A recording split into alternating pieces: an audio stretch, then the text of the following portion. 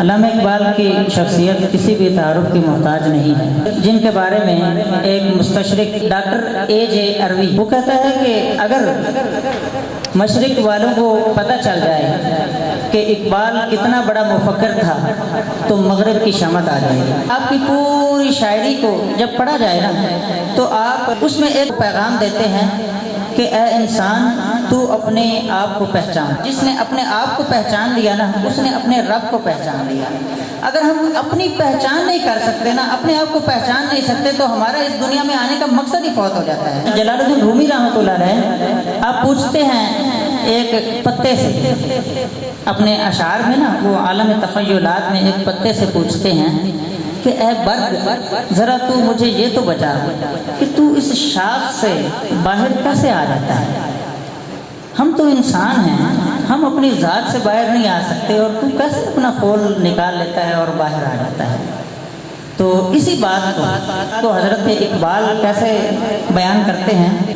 ہر گوہر نے صدف کو توڑ دیا، تو ہی آمادہ ظہور نہیں، تو ہی ظاہر نہیں ہونا چاہتا۔ یہ تھا اقبال کا پہلا پیغام جس میں ہمیں وہ سبق دیتے ہیں کہ اپنے آپ کو پہچانو، اور اس کے بعد دوسرا جو پیغام ہے آپ کا اس میں آپ فرماتے ہیں کہ انسان جب اپنے آپ کو پہچان لیتا ہے تو اس کے ساتھ ساتھ اسے ضرورت پڑتی ہے اپنی منزل کو تلاش کرنے کی، کیونکہ کوئی بھی شخص جب تک اپنے ویژن کو نہیں دیکھے گا، اپنی گول سیٹنگ نہیں کرے گا، کبھی بھی آگے نہیں پہنچ سکتا۔ تو جب تک انسان کو اپنی منزل کا پتہ نہیں چلتا نا تب تک وہ بھٹکتا پھرتا ہے۔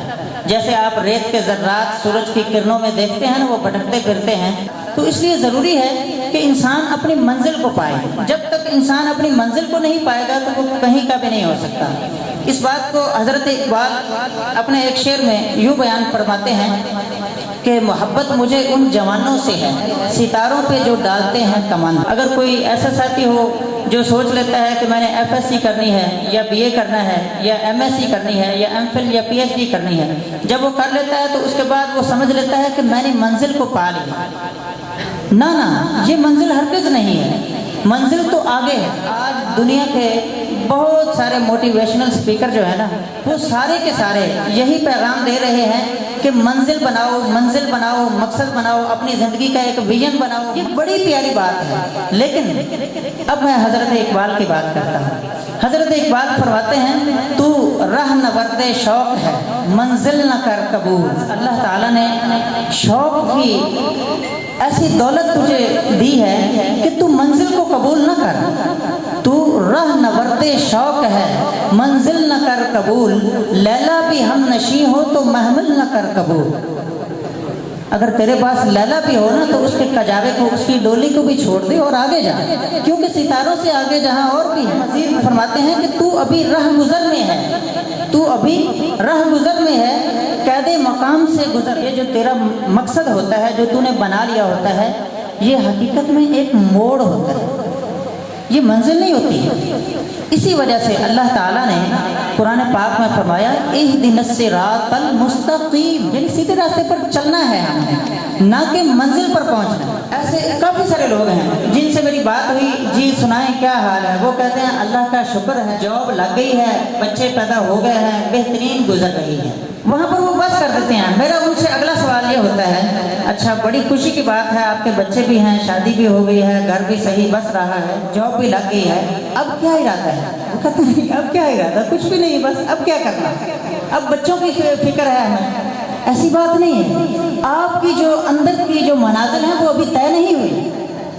حضرت اقبال فرماتے ہیں تو ابھی راہ گزر میں ہے، قید مقام سے گزر، مصر و حجاز سے گزر، پارس و شام سے گزر۔ اسی طرح فرماتے ہیں کہ تو ہی نادان چند کلیوں پر قناعت کر گیا، یعنی تھوڑی سی کلیاں تھی انہی کو تو اٹھا کر، اسی کو لے کر تو نے سمجھا کہ میں نے بہت زیادہ مال لے لیا ہے۔ ایسی بات نہیں ہے، تو ہی نادان چند کلیوں پر قناعت کر گیا، ورنہ گلشن میں علاج تنگی داماں بھی ہے۔ تیرا دامن چھوٹا تھا تو اسی گلشن میں تیرے دامن کو بڑا کرنے کا علاج بھی موجود تھا۔ تجھے چاہیے تھا کہ اپنے دامن کو بڑھاتا، تیری جو ٹوکری تھی اسے ٹوکرا بنا لیتا، اسے بڑا کر لیتا۔ اسی کے ساتھ ساتھ آقا کریم علیہ الصلوۃ والسلام نے ارشاد فرمایا، اس کا مفہوم آپ کے سامنے رکھتا ہوں، بہت ہی خوش نصیب ہے وہ شخص جس کا آنے والا دن گزرے ہوئے دن سے بہتر ہوتا ہے۔ تو انہی باتوں کو حضرت اقبال فرماتے ہیں کہ ستاروں سے آگے جہاں اور بھی ہے، ابھی عشق کے امتحان اور بھی ہے، قناعت نہ کر عالم رنگ و بو پر، قناعت نہ کر عالم رنگ و بو پر، اسی دنیا پر قناعت نہ کر، یہ جو دنیا تو جہان دیکھ رہا ہے یہ تو بہت چھوٹا ہے، اس سے آگے بھی کچھ اور ہے۔ قناعت نہ کر عالم رنگ و بو پر، چمن اور بھی آشیاں اور بھی ہیں۔ ظاہر ہے حضرت اقبال کا وہ دور تھا جب انہوں نے انگریزوں کو اپنے اوپر حکومت کرتے دیکھا اور تمام مسلمان غلامی کی زندگی گزار رہے تھے، اسی وجہ سے وہ تڑپے اور کہتے ہیں کہ اگر کھو گیا ایک نشیمن تو کیا غم، اگر کھو گیا ایک نشیمن تو کیا غم، مقام آتے آہو فغاں اور بھی ہیں۔ اگر انسان سچا ہو، اس کا سوال سچا ہو تو وہ اپنے مقصد کو پا لیتا ہے۔ ہم اتنے عجیب لوگ ہیں کہ اپنے سوال کو 5-7 دن بھی نہیں پال سکتے۔ ایک کتاب ہے الکیمسٹ، یہ مائکلو پولو کی لکھی ہوئی ہے، اس میں وہ ایک جملہ لکھتا ہے، وہ کہتا ہے کہ جب انسان کسی بھی کام کا پختہ ارادہ کر لیتا ہے تو کائنات کا ہر ذرہ اس کی مدد کرنے کے لیے لگ جاتا ہے۔ جب انسان کوشش کرتا ہے نا، پختہ ارادہ کر لیتا ہے، کسی بھی کام کو کرنے کا عزم کر لیتا ہے، تو اللہ تعالیٰ پھر اس کے لیے آسانیاں پیدا کر دیتا ہے۔ تو آگے فرماتے ہیں، تو شاہی ہے پرواز ہے کام تیرا، تو شاہی ہے پرواز ہے کام تیرا، تیرے سامنے آسماں اور بھی۔ ایک اور جگہ پر بھی حضرت اقبال رحمۃ اللہ علیہ نے فرمایا کہ یہ نیل گوں فضا جسے کہتے ہیں آسماں، یہ نیلا جو آسمان ہے، یہ نیل گوں فضا جسے کہتے ہیں آسماں، ہمت ہو پر کشا تو حقیقت میں کچھ نہیں۔ ذرا یاد کرو وہ واقعہ معراج، مولانا جلال الدین رومی رحمۃ اللہ علیہ جب ملے نا شاہ شمس تبریز سے، تو انہوں نے عرض کی کہ میں نے آپ کو ڈھونڈنے میں 3 سال لگائے۔ اگلا جملہ سننے والا ہے، حضرت شاہ شمس تبریز رحمۃ اللہ علیہ نے فرمایا کہ اے رومی، تو نے مجھے ڈھونڈنے میں 3 سال لگائے، بڑی جلدی ڈھونڈ لیا، میں نے تجھے ڈھونڈنے میں 30 سال لگائے ہیں۔ ہر ایک مقام سے آگے مقام ہے تیرا، ہر ایک مقام سے آگے مقام ہے تیرا، حیات ذوق سفر کے سوا کچھ اور نہیں۔ زندگی جو ہے جب تک اس میں ذوق سفر پیدا نہ ہو نا تو وہ کچھ بھی نہیں۔ جب انسان ایک جگہ پر رک گیا، یوں سمجھ لیجئے کہ اس کی تباہی اور بربادی شروع۔ اسی وجہ سے حضرت اقبال کو صحابہ کرام بڑے پیارے لگتے ہیں، وہ فرماتے ہیں کہ تو گفتار وہ کردار، تو ثابت وہ سیار۔ اے مسلمان، تو باتیں ہی کرنے والا ہے، نیرا بتونی سا بن گیا ہے، لیکن وہ کردار تھے، تو ثابت ہے، ایک جگہ پر رک جاتا ہے۔ جس طرح صحابہ کرام سیارے تھے نا، تو بھی سیارہ بن، تو ایک جگہ پر رکنے والا نہیں ہے۔ ایک جگہ پر رک گیا تو یوں سمجھ لے کہ تیری تباہی اور بربادی شروع ہو گئی۔ جب ایک منزل پر اللہ تعالیٰ آپ کو پہنچا دے تو اس کے بعد آپ اگلی منزل کی تلاش کے لیے نکلیں۔ جب ایک مقصد کو پورا کر لیں تو اس کے بعد دوسرا مقصد بنائیں، اور یہ ذہن میں رکھیے، جو سچا مقصد ہوتا ہے وہ انسان کو رکنے نہیں دیتا۔ جب وہ اس کو پا لیتا ہے تو اس کے بعد نیا مقصد خود بخود تخلیق ہو جاتا ہے۔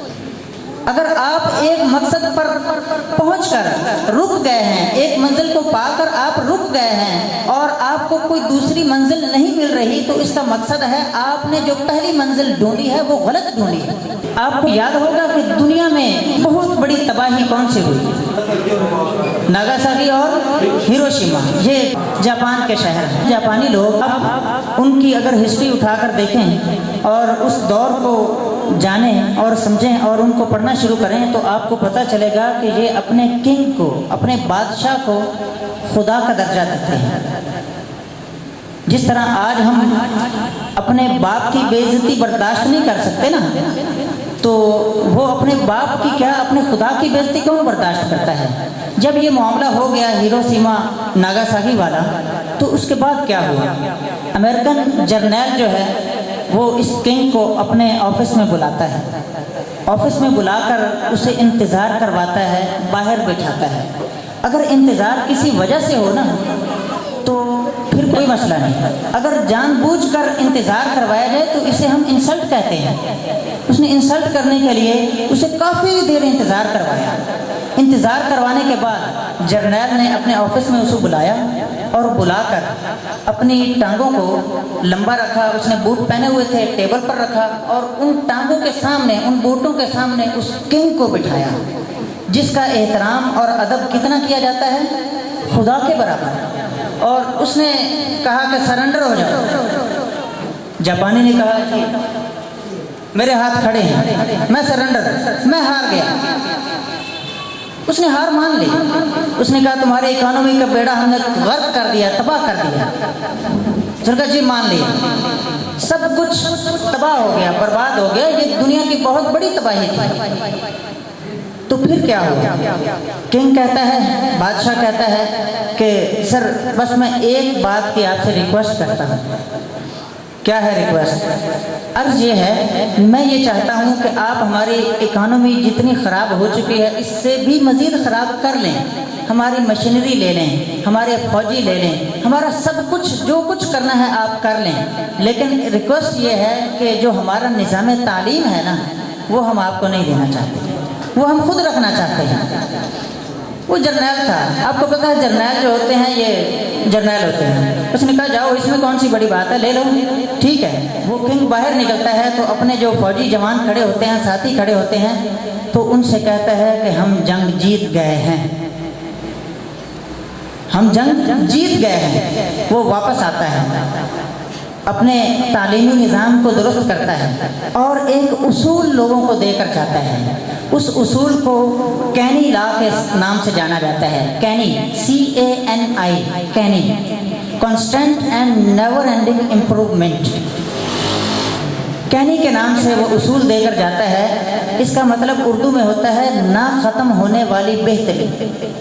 یعنی مسلسل ہم نے بہتری کی طرف جانا ہے, لگاتار محنت کرنی ہے, محنت کو نہیں چھوڑنا, مسلسل ہم نے محنت کرنی ہے. ان کا جب قومی ترانہ بجتا تھا تو وہ بعد میں بجتا تھا, پہلے ایک بندہ آتا تھا اور وہ کہتا تھا constant and never ending improvement. جب ان کا اسکول شروع ہوتا تھا تو سب سے پہلے ایک استاد آتا تھا اور وہ کہتا تھا constant and never ending improvement. جب ان کے ٹی وی پر خبریں دی جاتی تھیں تو ایک آدمی پہلے آتا تھا, خبریں دینے سے پہلے وہ کہتا تھا کہ ہم نے نہ ختم ہونے والی بہتری کی طرف جانا ہے, ہم نے رکنا نہیں, آگے بڑھنا ہے, آگے بڑھنا ہے, آگے بڑھتے جانا ہے, ستاروں سے آگے جہاں اور بھی ہیں آگے بڑھنا ہے. Constant and never ending improvement. 15 سال کا عرصہ وہ یہ کرتے رہے. تو پھر اس کا نتیجہ کیا نکلا؟ نتیجہ یہ نکلا کہ آج ہم ایک باریک سی سوئی بھی اٹھاتے ہیں تو اس پر اگر لکھا ہوتا ہے نا میڈ ان جاپان تو ہم لے لیتے ہیں, ہم کہتے ہیں جاپان سے, جاپانی چیزیں لے لو. تو یہ بات ہے, جب ہم نہ ختم ہونے والی بہتری کی طرف جاتے ہیں تو اس وقت ہی انسان کی معراج ہوتی ہے. جب انسان یہ سوچ لیتا ہے نا کہ میری بس, تو اس وقت وہ سمجھ لے کہ میں مر گیا. یہ یقین جانیں, ایک درد کے ساتھ بات آپ کو کر رہا ہوں کہ جب بھی انسان سوچتا ہے کہ اب منزل, مقصود, شادی اور جاب, یہ ساری چیزیں, تعلیم مکمل ہوگی, بھائی تعلیم مکمل نہیں ہوتی. آقا کریم علیہ الصلوۃ والسلام نے کیا فرمایا؟ گود سے لے کر مرنے تک یا قبر تک آپ نے علم حاصل کرنا ہے. آقا کریم علیہ الصلوۃ والسلام کے پاس حضرت اسرائیل علیہ السلام آتے ہیں اور عرض کرتے ہیں کہ حضور یہ جو شخص بیٹھا ہے اس کی تھوڑی دیر بعد میں نے روح قبض کر لینی ہے. تو آقا کریم علیہ الصلوۃ والسلام اسے فرما دیتے ہیں کہ تو ابھی مرنے والا ہے. تو وہ عرض کرتے ہیں حضور میں پھر کیا کروں, کوئی ایسا عمل بتائیں جو میں کروں اور میری روح قبض ہو جائے. حضور فرماتے ہیں علم حاصل کرو. وہ علم والا جو حلقہ ہے نا, علم والی مجلس ہے, اس میں بیٹھ جاؤ. یعنی لگاتار محنت ہے. اسے یہ نہیں فرمایا کہ اب تم مر رہا ہے بس سکون کر کوئی دیکھ لے کسی کو, یہ نہیں فرمایا, بلکہ فرمایا کہ علم حاصل کر مزید آگے بڑھنے. حضرت شیخ سعدی رحمۃ اللہ علیہ فرماتے ہیں کہ مطالعہ روح کی غذا ہے. جب آپ کبھی کسی کتاب کو اٹھائیں گے اور مطالعہ کرنا شروع کریں گے نا تو آپ کے اندر ایک وجدان پیدا ہو جائے گا, ایک تڑپ پیدا ہو جائے گی, ایک جذبہ آ جائے گا, ایک شوق آ جائے گا, ایک ذوق آ جائے گا. پھر آپ کا دل کرے گا کہ میں آگے بڑھوں, میں یہ بات کسی اور کو بھی بتاؤں. حضرت اقبال یہی تو فرماتے ہیں وہ فرماتے ہیں کہ دیکھا ہے جو کچھ میں نے اوروں کو بھی دکھلا دے، یا رب دل مسلم کو وہ زندہ تمنا دے۔ یہ کہتے ہیں، وہ کہتے ہیں جو تڑپ میرے اندر اے اللہ تو نے رکھی ہے نا، وہ میرا دل کرتا ہے وہ میں کرنٹ آگے بھی لگاؤں۔ انسان جب سچا ہوتا ہے، جب اس میں پختہ عزم ہوتا ہے، اور جب وہ ستاروں پر کمند ڈالنے والا ہوتا ہے، تو پھر اللہ تعالیٰ اس کو بڑا مقام عطا فرماتا ہے۔ وآخر دعوایا ان الحمد للہ رب العالمین۔